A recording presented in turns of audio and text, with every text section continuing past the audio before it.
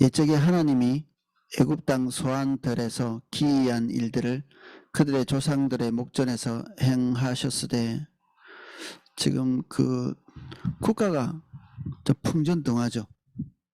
지금 바벨론이 이스라엘 유다를 향해서 지금 진군해 오는 그런 길목에 있고, 그리고 정말 국가 전체가 지금 그 북이스라엘은 이미 멸망했고 그 바람 앞에 촛불같이 있는 그러한 상황에 그들의 이렇게 처지를 지금 생각해 볼 때, 지금 국가가 이제는 이제 완전히 끝나는 지점일 수 있거든요. 지금 그때 무엇을 추억하고 있느냐 하면 국가가 처음 시작할 때 그때를 추억하는 것입니다. 우리나라가 어떻게 시작됐는가? 이스라엘이, 유다는 어디서부터 출발했는가? 이게 이스라엘의 개국신화라고 할까요? 개국신화. 그 민족, 그 나라가 처음에 어떻게 생기게 됐는가? 그것을 추억하는 이유는 그들의 존재가 지금 소멸될 위기에 있잖아요. 그 국가가 완전히 끝날 수 있는, 그들 국가의 이제 역사가 그 역사 속에서 이제는 더 이상 나타나지 않을 만한 그런 위기에 처해 있죠. 이미 자기 눈앞에서 북이스라엘이 사라지고 난 다음에 우리 같으면 뭐 위에 큰 나라하고 전쟁을 해가지고 북한이 이미 사라졌어.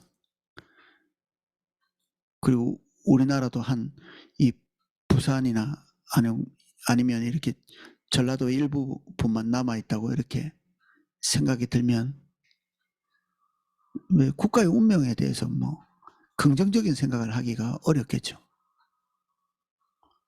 그 상태에서 하나님께 구하고 있는 그런 내용인데, 이때 그들의 처음에 대해서 생각하고 있습니다. 그들의 처음의 상태, 처음에 어떻게 출발했는가. 모든 이 개국 신화들은 자기 자신의 민족들을 과장하기 위해서 쓰여졌죠. 더 뭐 어떻게 보면 신비롭게, 아니면 더 강하게. 우리는 뿌리부터 강했고, 우리는 뭐 하늘에서 내려온 어떤 존재가 우리나라를 세웠어, 뭐 이런 것들을 굳이 드러내고 싶어 하거든요. 그리고 얼마나 자기 씨가 처음부터 강했는가. 이 허황된 자기 과시죠. 이 개국신화들이 다. 주변에서는 그 개국신화를 보고 코웃음 치겠지만, 각자 나라들은 그것을 가지고 진지하죠, 나름대로는. 그들이 과시하고 싶은 그 강함 또는 위대함, 그리고 차별화된 자신들의 그 어떤 우수성, 그런 것들을 뭐 개국신화 같은 데다가 딱 이렇게 집약시켜 놓고 있는데, 이스라엘은 그 개국신화가 그렇게 아름답지 않습니다.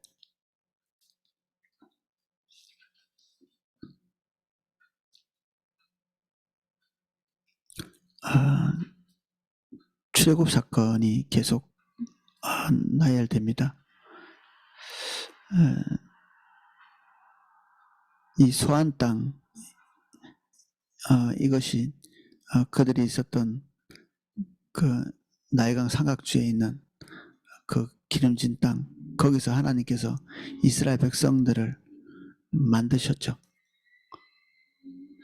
그가 바다를 갈라 물을 무더기같이 서게 하시고 그들을 지나가게 하셨으며, 낮에는 구름으로 밤에는 불빛으로 인도하셨으며, 이 바울은 이 바다를 갈라서 물이 무더기같이 서게 하신 이 사건을 하나님의 백성이 하나님으로부터 세례를 받아서 새롭게 탄생하는 하나님의 백성의 탄생의 장면으로 이렇게 묘사하거든요.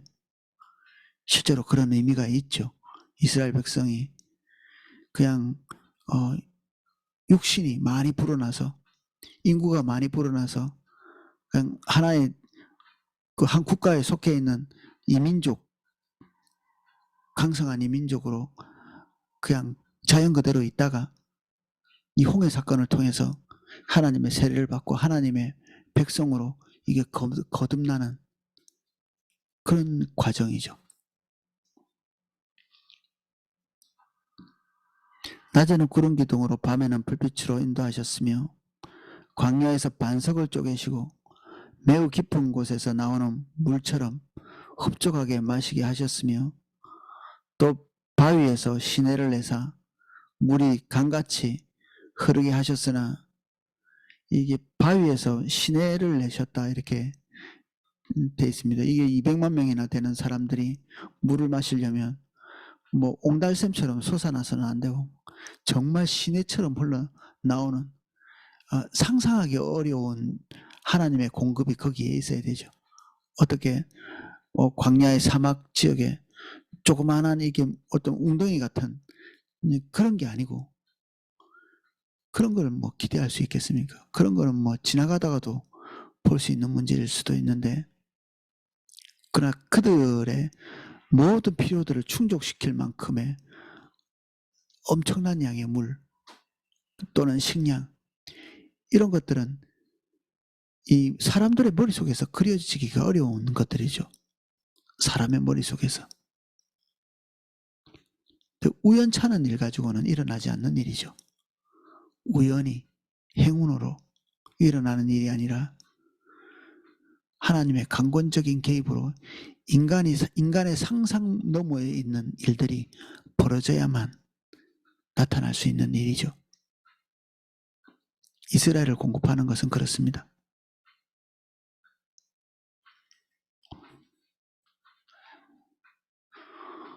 그들은 계속해서 하나님께 범죄하여 메마른 땅에서 지존자를 배반하였도다. 범죄를 누구에게 했는가? 그들이 반복해서 하나님 앞에서 범죄한 사건을 두고 지존자를 배반했다 이런 얘기를 하고 있거든요. 지존자는 더 높은 존재가 없는 지극히 높은 존재, 이스라엘 백성들의 위치와 하나님의 위치의 격차에 대해서 알리고 싶은 그런 단어죠. 지존자는 지극히 높은 자. 그렇게 해서는 안 되는데 그렇게 했다는 얘기고, 지금 그들에게 물과 먹을 것을 공급해주는 분이 이스라엘 백성과 얼마나 격차가 나는 존재인지를 말하는 것입니다. 지존자는. 그래서 우리가 하나님의 존재에 대해서 친밀함을 반복하면서 하나님의 격을 낮추는, 그분이 우리와 비슷한 분이 아니시잖아요. 우리 친구도 아니시고, 우리 부모 자식 간의 관계를 많이 이렇게 비유하는데, 사실 우리 부모와 나와의 관계 또는 우리와 우리 자녀와의 관계는 비유지, 우리 부모님과 우리의 그 격차가 그렇게 크다고 볼 수는 없잖아요. 서로 같은 인간 대 인간이고, 또 부모라 할지라도 지극히 높다기보다는 그도 죄인이고, 우리는 우리 자식에게 엄청나게 높은 존재인가요? 지금 저는 제 개인이 우리 자녀들과 거의 지금은 이제 격차가 없어진 동료처럼 같이 하나님 앞에서는 한 죄인으로 은혜와 긍휼이 필요한 어떤 존재로서 지금 저는 이제 협력 관계 정도로 이해를 하고 있거든요. 주님을 따라가는 노하우 정도는 가르쳐 줄 수 있을지 모르겠지만, 육체적으로나 정신적으로나 자녀들보다 월등히 강한 것이 없는, 마찬가지로 저도 우리 부모님과 지금은 이제 지적인 면이나 육체적인 면이나 사회적인 영향력이나 뭐 부모님하고 이렇게 격차가 날 것들이 없죠. 오히려 제가 부모님을 능가하는 그런 모든 것을 갖추고 있는 셈이죠. 어떤 면에서는. 근데 하나님은 우리와 부모와 자녀와의 관계, 신랑 신부와의 관계를 가지고는 있으되 그야말로 그것은 비유죠. 비유. 그 관계가 우리의 친밀함을 표현하지만 그분이 우리는 아닙니다. 그분이 사람이 아니시란 얘기입니다. 우리와의 무궁한 격차를 잊어버린 그 순간부터 우리는 하나님에 대한 경외를 잃어버리게 되거든요. 하나님의 크심, 높으심, 거룩함, 어미, 광대하심. 이해가 잘 안 되면 밖에 나가서 하늘을 한번 쳐다보십시오. 바다를 한번 쳐다보고 하나님이 지으신 모든 세계를 한번 쳐다보고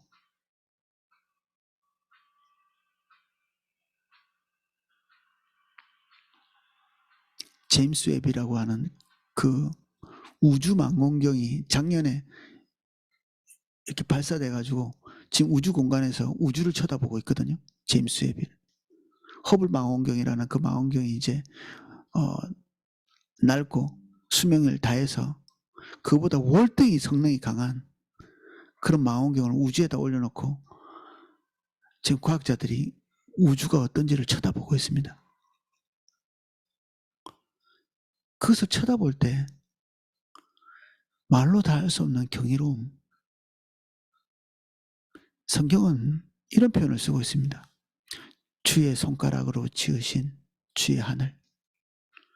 우리가 경이롭게 바라보고 있는 그 우주조차도 하나님의 손가락 안에서 탄생한 아주 미미하고 지극히 사소한 어떤 피조물같이 그렇게 보고 있는 거죠.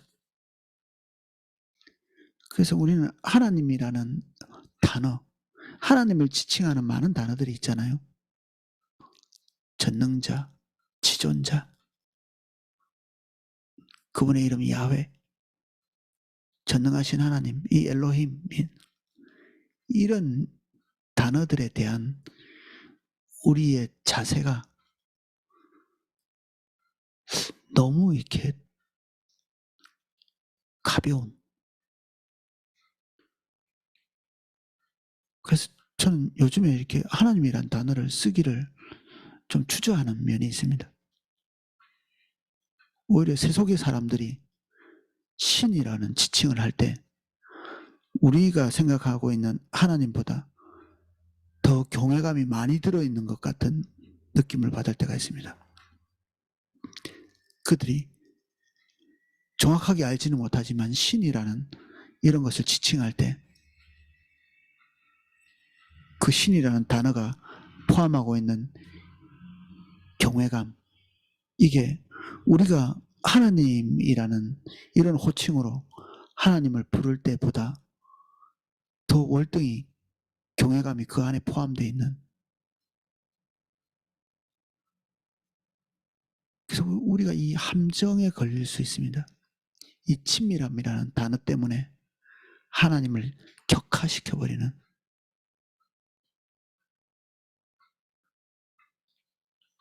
그래서 이스라엘 백성들은 자신들을 공급하는 이 존재, 만나를 내리시고 사막에서 물을 공급하시고 이런 그 공급하시는 하나님을 아이고 쓸만하시군요. 뭐 이런 하나님이 파파기도라고 하는 그 책에 보면 하나님께서 이스라엘 백성들 그리고 일반 하나님의 백성들에게 뭔가를 공급하실 때 그들의 기도에 대해서 필요에 대해서 공급하시는 하나님을 향해서 이게 좀 이게 불순한 단어죠.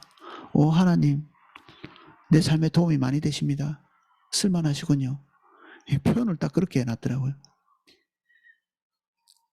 그만큼 하나님의 존재가 우리의 뒤처리나 하는 그런 존재로 격화되어 있는 하나님의 백성에게 하나님의 위치가 그런 것 같아서 염려가 됩니다.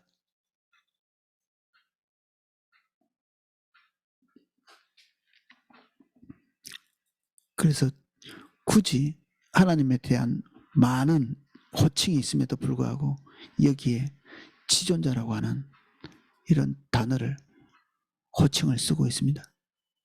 지존자, 지극히 높으신, 측량할 수 없는 위치에서 이스라엘 백성들을 내려다보고 계시는 하나님.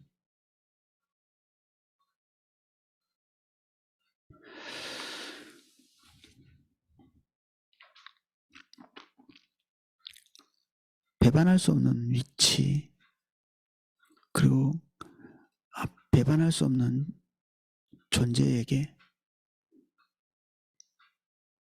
배반을 하는 이스라엘 백성들, 그들에 대한 고발이죠. 그들이 그들의 탐욕대로 음식을 구하여 그들의 심중에 하나님을 시험하였으며, 탐욕은 필요죠. 필요가 없으면 탐욕도 생기지 않습니다. 이 탐욕이라는 것은 인간이기 때문에 인간의 존속을 위해서 필요한 것을 갈구하는 거죠.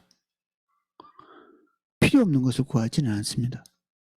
우리가 탐욕을 부리는 것들은 다 그것이 없이는 살 수 없기 때문에 우리가 탐욕에 빠져드는 거거든요. 탐욕은 어쩌면 생존을 위한 어떤 몸부림 같은 것들이죠. 무엇에 대한 탐욕이든지. 돈 없이 살 수 없고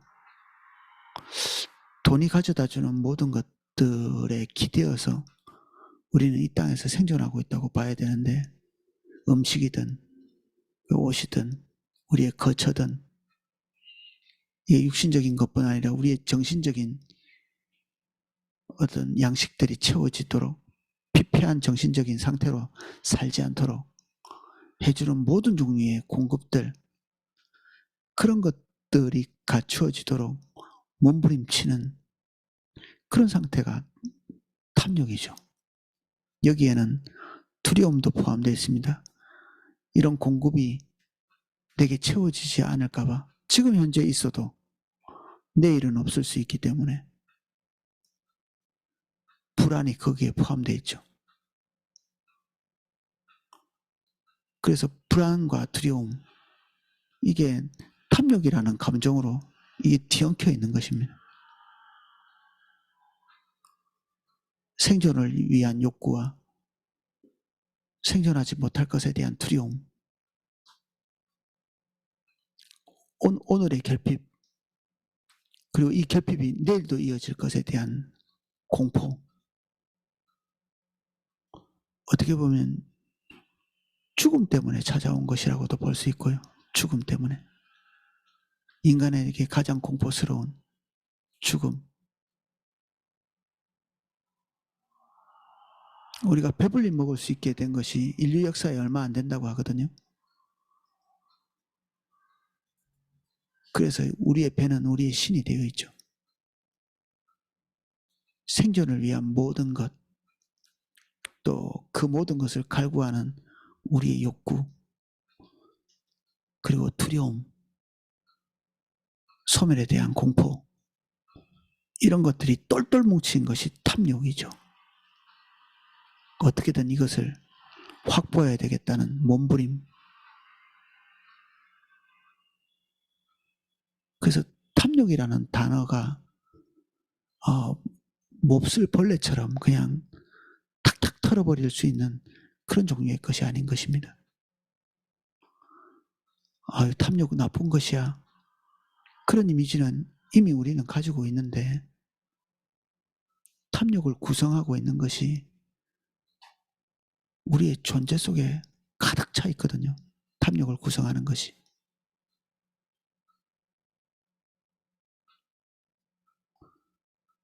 그래서 하나님께 나아갈 때 그런 생존에 대한 두려움, 몸부림, 그런 욕구가 똘똘 뭉쳐진 상태에서 하나님께 나가서 구하는 것이죠. 그들의 유일한 목표, 하나님을 찾는 유일한 목표, 이것이 주여 생존하고 싶습니다라는 거죠. 생존.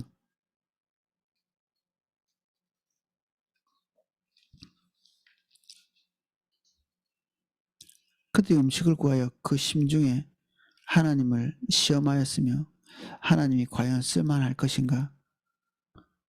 주님이 이스라엘 백성에게 음식을 공급한 이유가 무엇입니까? 예수님이 말씀하신 것처럼 그가 떡으로만 사는 것이 아니라 하나님의 말씀으로, 하나님의 존재로, 하나님 그분과 함께 살아야 된다. 이거를 가르쳐주고 싶으셨던 거죠. 떡이 아니라 주님으로. 40년 동안 그것이 이스라엘 백성에게 학습되지 못했습니다. 하나님께서 가르쳐 주시고 싶은 것은 그거였는데 이스라엘 백성들이 배운 것은 그들의 생존을 위해서 하나님이 유용한 존재구나, 뭐 그런 것들이었죠. 주님이 필요하다기보다는 주님 그분이 주시는 그 기능, 그리고 필요, 공급,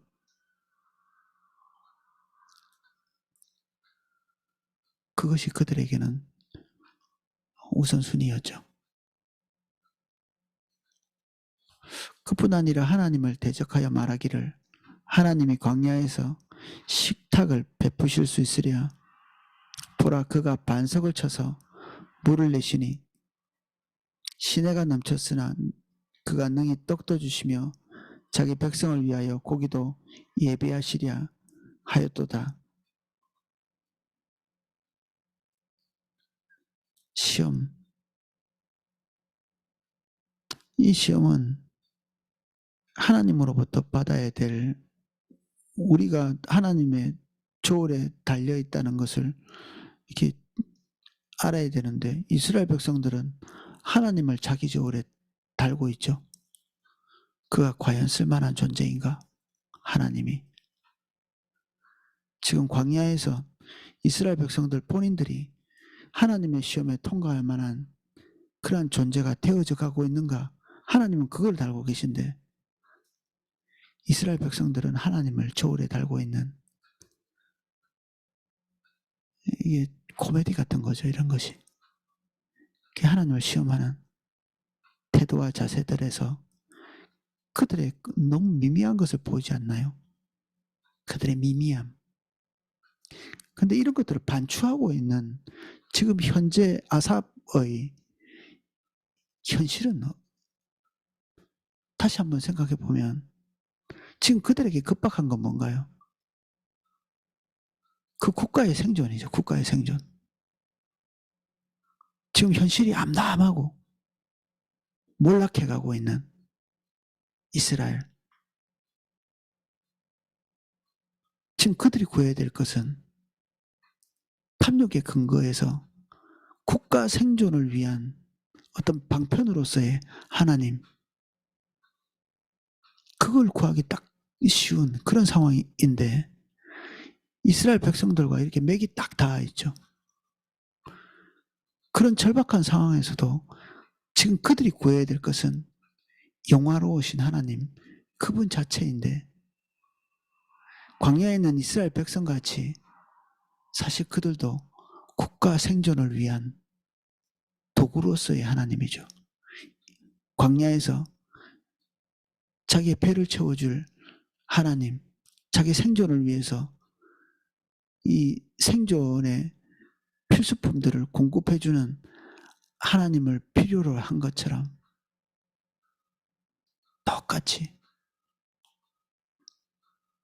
이 위기 앞에서 국가를 존속시킬 수 있는 쓸만한 하나님을 구하기 쉬운 딱 그러한 상태입니다.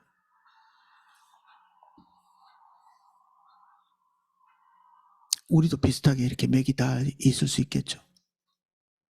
우리가 주님을 찾는 근원적인 이유, 우리의 목마름이 무엇인가? 목마름.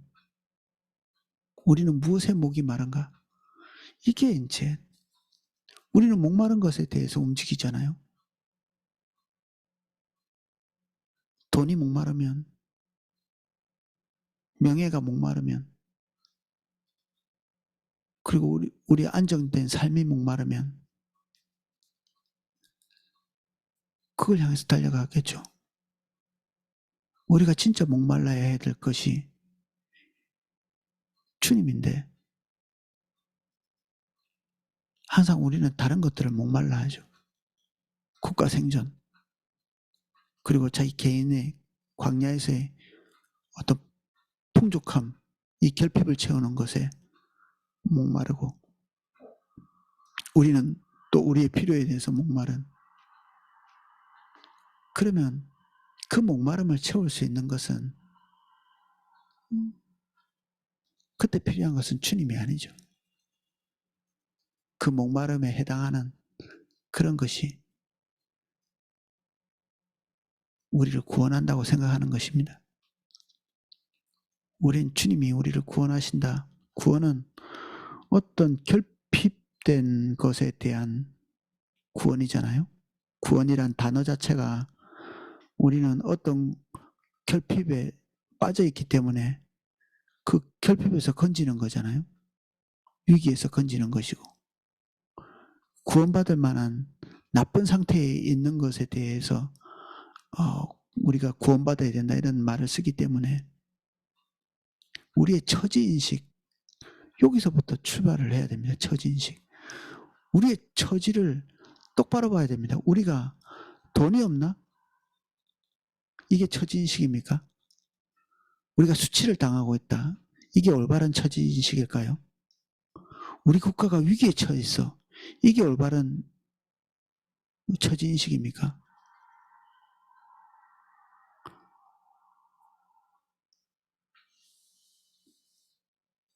틀린 말은 안 할지 모르겠는데 이건 올바른 처지인식이 아닙니다.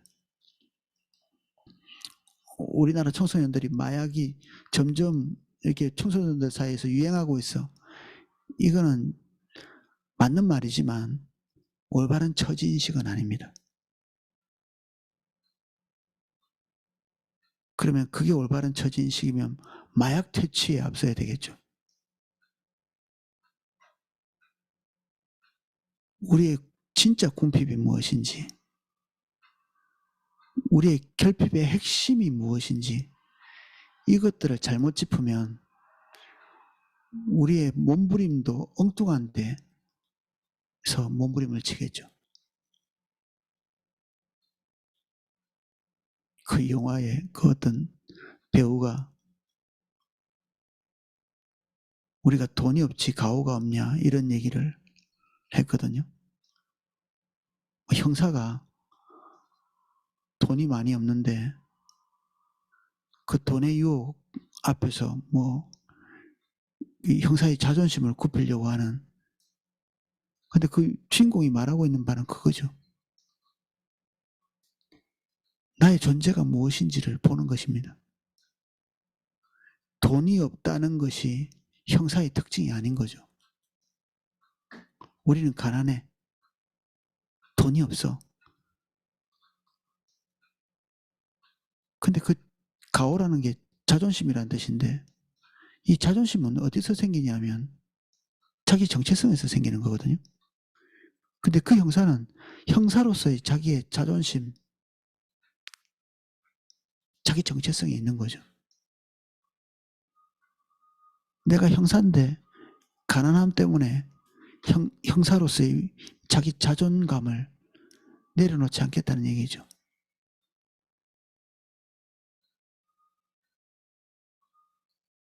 그래야 누추해지지 않을 수 있습니다. 그가 추구하는 것이 분명한 사람이죠. 올바른 것을 추구하고 있다고 볼 수 있고, 그 영화에서는 그렇습니다.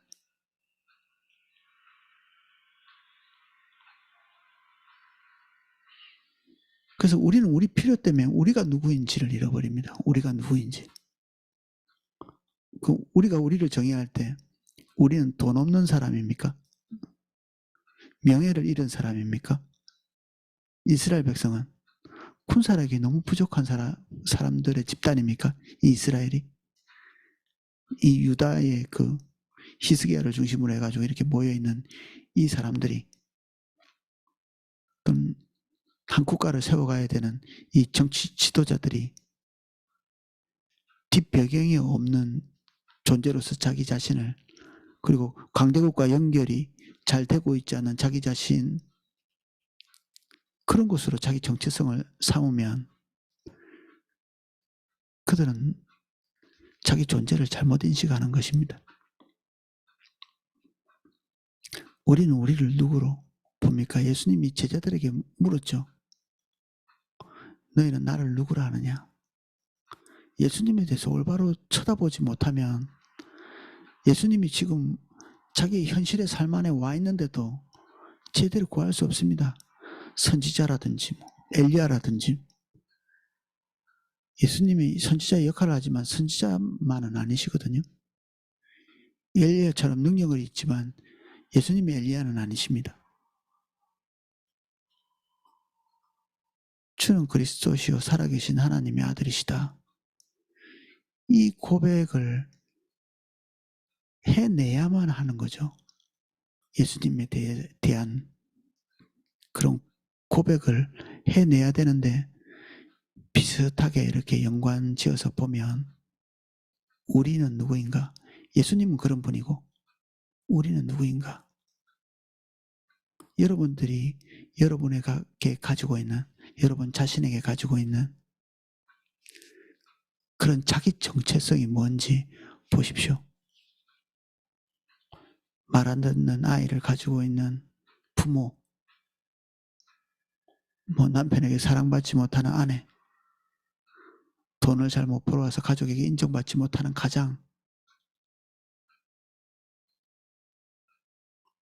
또 교회에서 인정받지 못하는 목회자, 이런 저 같으면 그렇게 자기 정체성을 표면상으로는 맞는 분석이죠. 그게 표면상으로는. 근데 그게 진짜 우리를 바라보는 올바른 시선일까? 이 시선이 올바르지 않으면 우린 주님 앞에서도 올바로 설 수가 없습니다. 절대로. 나는 배고픈 존재야. 위험에 빠져 있어. 어떻게든 생존해야 돼. 근데 거기에 매달리고 있는 이스라엘 백성은 하나님과 올바른 관계를 맺을 수가 없습니다. 지금 위기에 봉착해 있는 이 유다의 현실만 뚜렷이 보고 있다면 하나님이 가까이 오셔서 뭔가를 말씀하실 때도, 예를 들면 기적을 베푸셔서 이 외적들을 다 물리쳐 주신다 할지라도 그들은 그 위기에서 벗어났다는 것 외에는 그들에게 기쁨을 줄 것이 없습니다. 만나와 물이 쏟아져 나와도 그들이 그 당면 과제를 벗어났다는 것 외에 그들에게 더 큰 수준에서의 기쁨은 주어지지 않죠. 그들이 거기에서 발걸음을 멈추게 되어 있습니다.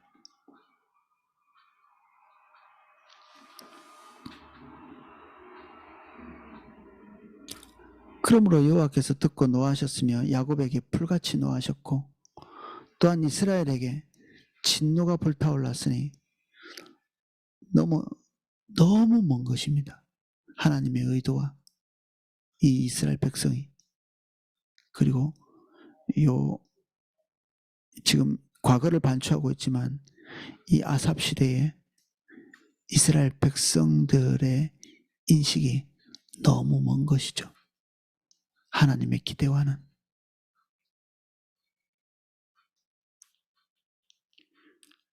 이는 하나님을 믿지 아니하며 그의 구원을 의지하지 아니한 때문이로다.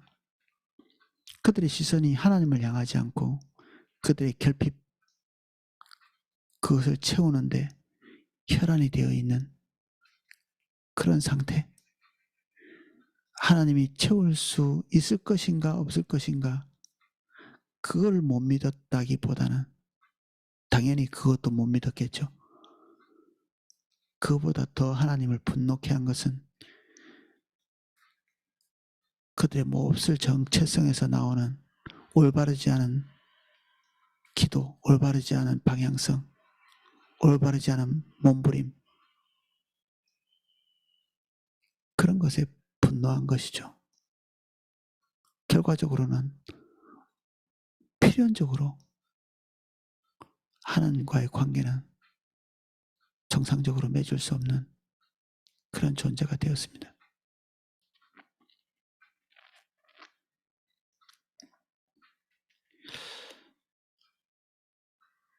이는 하나님을 믿지 아니하며 그의 구원을 의지하지 아니한 때문이로다. 그러나 그가 위에 궁창을 명령하시며 하늘의 문을 여시고 그들에게 만나를 비같이 내려 먹이시며 하늘의 양식을 그들에게 주셨나니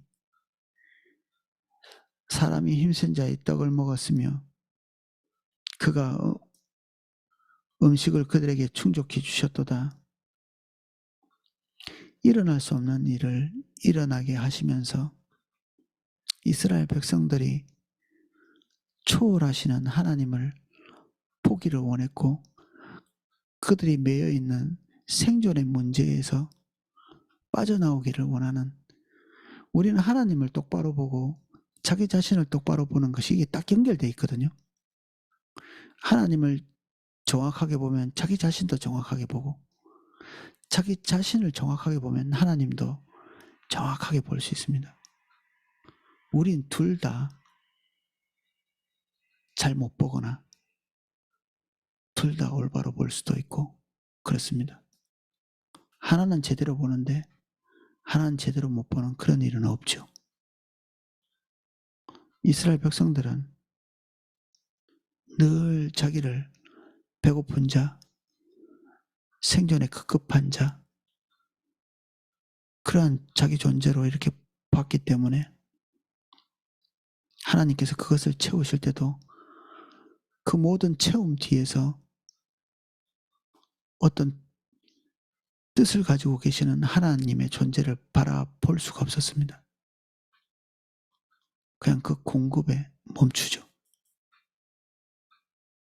그가 동풍을 하늘에서 일게 하시며 그의 권능으로 남풍을 인도하시고 먼지처럼 많은 고기를 비같이 내리시고 나는 새를 바다의 모래같이 내리셨도다.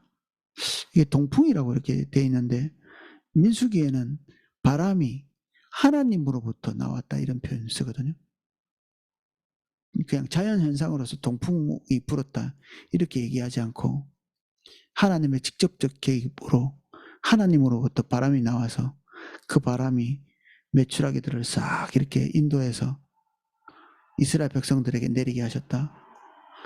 1인당 한 마리씩이 아니고 그 민수기 기록에 보면 2규빗, 이 사람의 팔꿈치가 한 규빗인데 팔꿈치부터 이 손끝까지가 이스라엘 백성이 있는 진영에서 이 2규빗 45, 90cm 높이로 고기가 쌓인 거죠. 이렇게 지겨울 만큼 먹을 수 있도록 그들이 상상하고 있는 것 근근히 먹을 수 있을 만큼 주신 게 아니라 도대체 처리를 할 수 없을 만큼 쏟아 부으신 겁니다.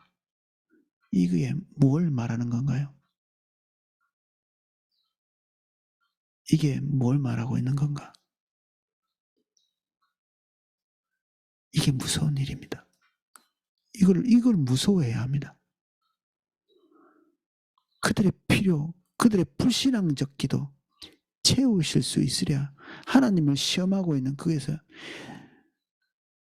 하나님을 분노케 한 상태에서 하나님이 그들에게 응답하신 거죠. 이 응답 속에는 하나님의 분노가 섞여 있습니다. 마다는 사실 하나님의 사랑이 포함되어 있는 공급이죠. 매일매일 그들에게 필요를 채우시는. 메추라기는 아니 2규빗이 90cm나 쌓여서 뭐 하겠습니까 그게. 공급할 수 없다고 그들이 얘기를 하니까 하나님께서 기가 막힐 만큼의 분량을 그들에게 갖다 집어 던지듯이 던져놓고 하나님께서 무시무시한 분노를 그들을 향해서 표출하고 계시는 거죠. 더 무서운 것은 이스라엘 백성의 아둔함입니다. 그 분노하고 있는 하나님 앞에서 고기를 먹고 있어요. 지금 고기 먹을 때가 아닌데 그 입에 그 기름진 고기가 채 삼켜지기도 전에 하나님의 분노가 나타나 그들을 멸하시기 시작하시죠. 이렇게 미련할 수가 미련함은 IQ에서 나오지 않습니다. 이 머리가 나쁘기 때문에 미련하는 게 아니라 우리의 염원이 우리의 눈을 멀게 합니다. 우리가 간절히 바라는 바가 우리를 미련하게 만듭니다. 바보도 누가 화내는 거는 알거든요. 아무리 이게 머리가 나빠도 이 분위기는 이렇게 감지를 합니다. 어린아이도 부모님이 화가 났나? 아니면 뭔가 서운해하나? 그런 것도 감지하거든요. 어떤 사람이 다른 사람에게 인격체에게 공감을 못하느냐면 자기 자신의 필요에 몰두해 있는 사람, 자기 염원이 지나친 사람, 자기 필요가 급급한 사람, 그 하나님이 화가 났는지 이글거리는 분노가 있는지 이런 것들을 조금도 감지를 할 수가 없었던 거죠. 이스라엘 백성들이. 이건 또 어디로 연결되나요? 아삽 시대의 이스라엘 백성. 그리고 우리가 이게 감각이 둔해가지고 하나님이 지금 가지고 계신 의도, 의중, 그분의 관심사, 그분의 감정 이런 것이 완전히 그냥 인지가 되어지지 않을 수도 있습니다. 그런데 우리 필요가 채워졌어. 이 고기를 얼마 만에 먹어보는 고기냐. 내가 간절히 바라던 내 명예가 다시 회복됐어. 내가 그렇게 힘들었는데 이 경제적인 게 회복됐어. 그렇게 되고 있는 그 시점에도 주님의 관심사에는 전혀 연결되어 있지 않는 우리 자신, 그 이스라엘에게 향한 하나님의 이글거리는 그 분노가 지금 우리에게도 있을 수밖에 없죠. 그러면 우리가 그런 처지에 있다면 이게 염려가 돼야 됩니다. 이게 우리의 필요가 채워지고 있는 그 순간에도 혹시 우리가 이런 동일한 처지에 들어가 있지는 않은지 근심하고 염려해야 합니다. 먼지처럼 많은 고기를, 이 고기가 얼마나 바라던 건데 이 표현을 먼지라고 이렇게 돼 있죠. 하고 많은 표현 중에 먼지라는 표현을 굳이 갖다 쓰잖아요. 그들의 필요는 그들에게 가장 소중한 보물이죠. 보물. 이스라엘 백성에게. 이 고기가 얼마 만에 채워진 필요인데 근데 그걸 하필이면 먼지로 표현하고 있죠. 먼지 같은 많은 고기들, 통장에 막 돈이 막 쌓여가지고 있는데 먼지같이 쌓였다 이런 표현을 쓰나요? 그 사람들이.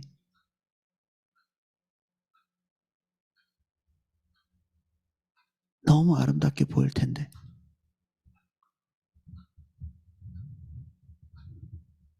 하나님께는 먼지 같은 그 하나님의 공급에는 사랑이 없습니다. 하나님의 분노가 있죠. 하나님이 우리에게 뭔가를 채우실 때 거기에 하나님의 사랑이 담겨 있으면 그 필요를 채우신 그것보다 하나님이 너무 좋지 않나요? 그런데 그냥 뭔가 집어 던지듯이 우리의 필요를 응답하시고 하나님은 분노하시고 이것보다 더 불행한 일이 어디 있을까 싶습니다.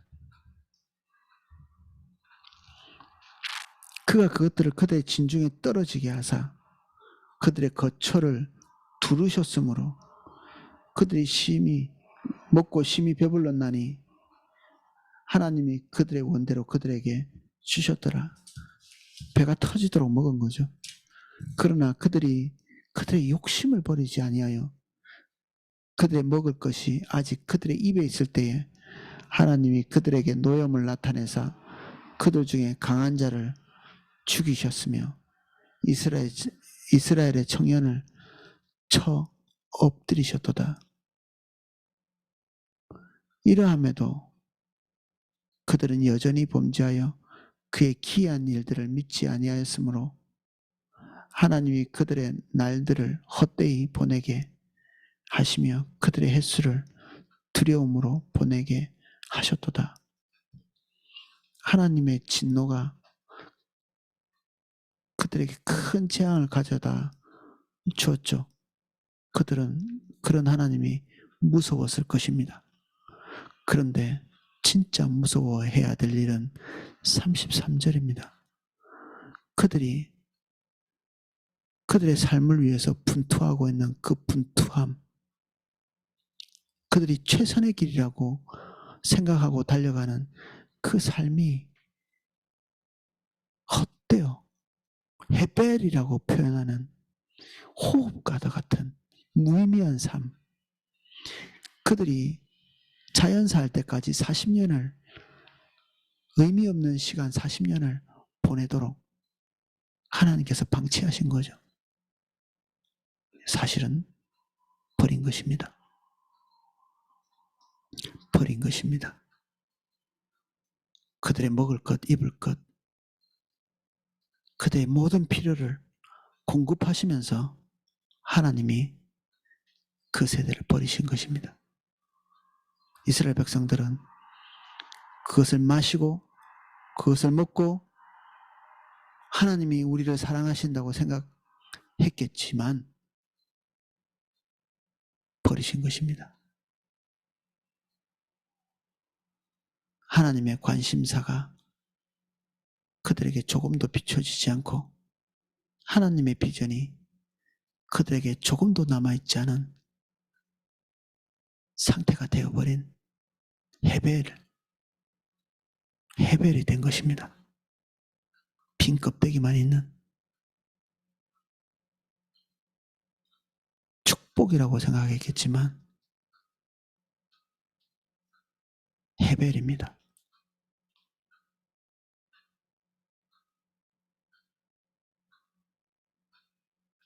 저는 너무 무서운 생각이 듭니다. 내 사역도 나의 존재도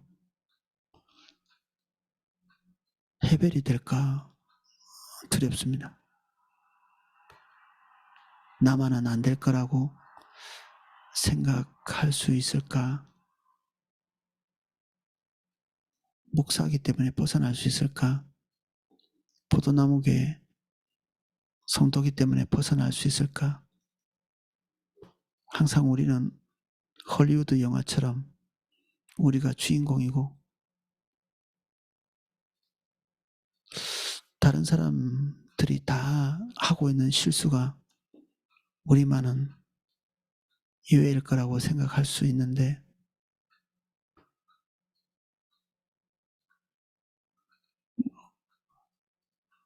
그것은 바람직한 기대가 아닙니다.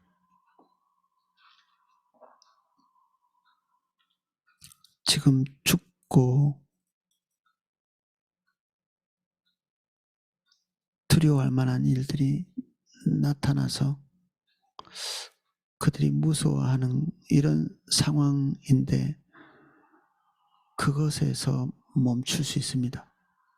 필요가 채워졌을 때 거기서 멈췄듯이 재앙이 왔을 때도 거기에 멈출 수 있습니다. 그들이 진짜 무서워해야 되는 것은 그들의 날이 해벨이 된 것입니다. 허무한 것, 무의미한 것. 오늘은 여기까지 살펴보겠습니다. 주님,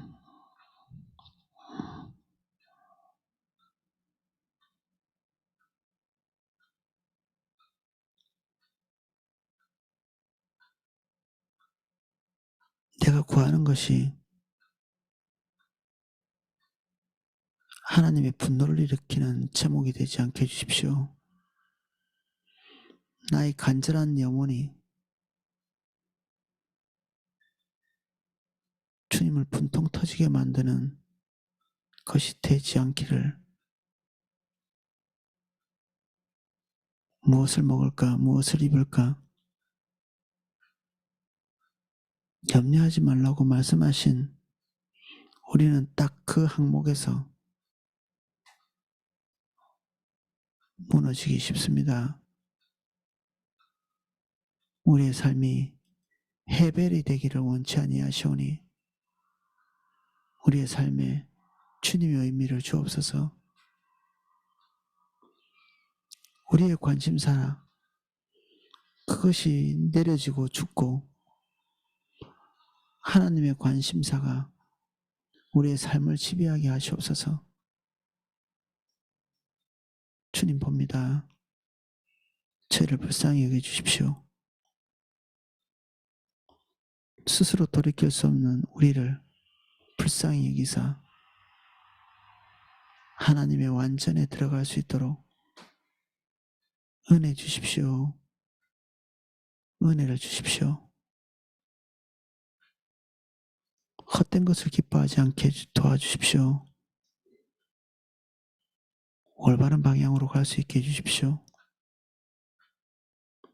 예수님 이름으로 기도합니다. 아멘.